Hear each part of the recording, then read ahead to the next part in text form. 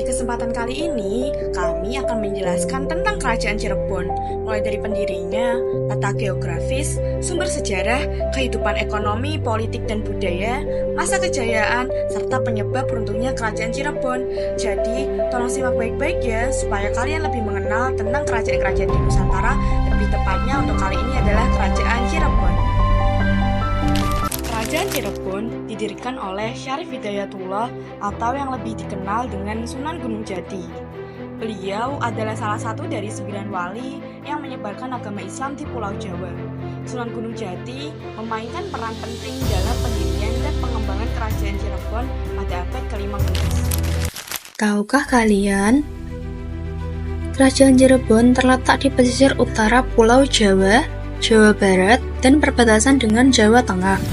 Posisi geografis ini menjadikannya jembatan antara dua kebudayaan besar, Sunda dan Jawa. Kota Cirebon sendiri merupakan pusat pelabuhan yang ramai dan menjadi peradaban dengan populasi besar, memungkinkan percampuran budaya dan agama yang beragam. Kerajaan Cirebon memiliki beberapa sumber sejarah. Berikut adalah sumber sejarah Kerajaan Cirebon. Yang pertama yaitu naskah carita Purwaka Caruban Nagari. Naskah ini merupakan sumber primer yang menceritakan sejarah awal Cirebon dan pendiriannya. Yang kedua, Babat Cirebon. Babat ini berisi catatan sejarah tentang Kerajaan Cirebon, termasuk tokoh-tokoh penting dan peristiwa-peristiwa yang terjadi. Yang ketiga, Piagam dan Dokumen Kerajaan. Piagam dan dokumen kerajaan dapat memberikan informasi tentang struktur pemerintahan, hukum, dan kegiatan ekonomi Kerajaan Cirebon. Yang keempat, artefak dan situs arkeologi. Artefak dan situs arkeologi seperti masjid, makam, dan bangunan lainnya dapat memberikan informasi tentang kehidupan sosial, budaya, dan agama masyarakat Cirebon pada masa lampau. Yang terakhir, yaitu catatan sejarah dari luar. Catatan sejarah dari luar seperti catatan pelaut Portugis dan Belanda dapat memberikan informasi tentang hubungan dagang dan politik Kerajaan Cirebon dengan negara-negara lain. Nah, sumber-sumber ini dapat membantu kita dalam memahami sejarah Kerajaan Cirebon dan perkembangannya dari waktu ke waktu. Kehidupan ekonomi Kerajaan Cirebon. Kerajaan Cirebon memiliki sumber ekonomi yang berasal dari 1. Perdagangan. Kerajaan Cirebon menjadi pusat perdagangan yang penting dengan perdagangan yang berkembang antara Cirebon dan wilayah lainnya di Nusantara serta negara-negara asing. 2. Pertanian. Pertanian juga menjadi salah satu sumber ekonomi utama Kerajaan Cirebon dengan produksi padi, palawija, dan tanaman lainnya. 3. Perikanan. Lokasi Kerajaan Cirebon di pesisir laut membuatnya memiliki potensi perikanan yang besar dengan hasil laut yang melimpah. Aspek politik Kesultanan Cirebon sangat dipengaruhi oleh peran para pendiri, termasuk Pangeran Cakrabuana dan Sunan Gunung Jati.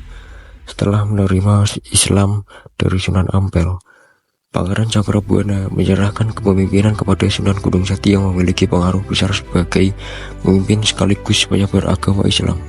Di bawah kepemimpinan Sunan Gunung Jati, Cirebon berkembang sebagai pusat Islam dan menjalin hubungan diplomatik dengan kerajaan lain seperti Malaka, Aceh, bahkan Turki Utsmani yang semakin memperkuat kedudukannya sebagai kerajaan Islam terkemuka di Nusantara. Dalam aspek budaya, Kesultanan Cirebon memberi kontribusi besar terhadap peradaban Islam di Jawa Barat. Kesultanan ini mendirikan pesantren, masjid, dan sistem pendidikan yang melibatkan para ulama mendukung pertumbuhan Islam di daerah tersebut. Hubungan dagang yang terjalin dengan bangsa-bangsa lain melalui jalur perdagangan internasional turut menyebarkan Islam ke berbagai kalangan masyarakat di Jawa Barat. Pada masa kejayaannya, Cirebon menjadi pusat kebudayaan Islam dengan seni, sastra, arsitektur, dan tradisi keagamaan yang kaya, membentuk dasar bagi peradaban Islam di wilayah ini. Puncak kejayaan. Puncak kejayaan Kerajaan Cirebon terjadi pada masa pemerintahan Sultan Maulana Hasanuddin, putra Sunan Gunung Jati. Pada masa ini, Kerajaan Cirebon menjadi pusat perdagangan dan penyebaran agama Islam yang penting di Jawa Barat.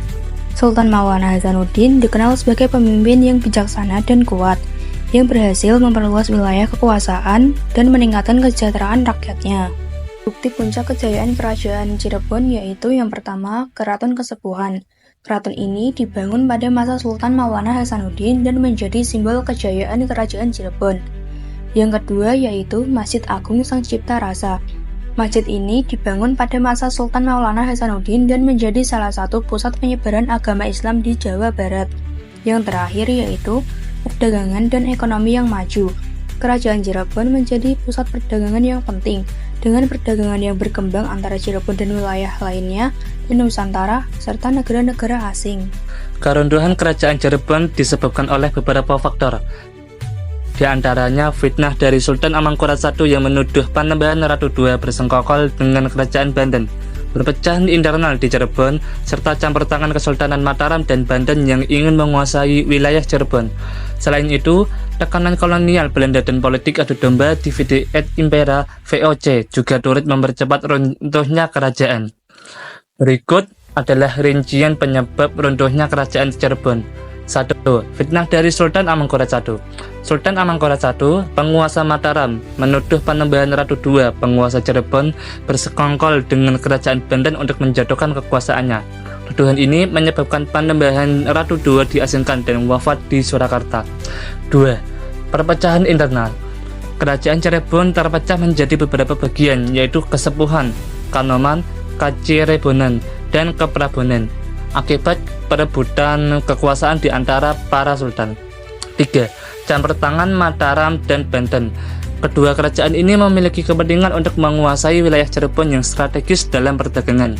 4. Tekanan kolonial Belanda (VOC) melalui perjanjian dan kebijakan politik adu domba berhasil membagi kekuasaan dan mengurangi kedaulatan kerajaan Cirebon. 5. Penyebab tambahan. Perjanjian antara kerajaan Cirebon dengan VOC pada tahun 1681 mengakibatkan monopoli ekonomi dan perdagangan di wilayah Cirebon.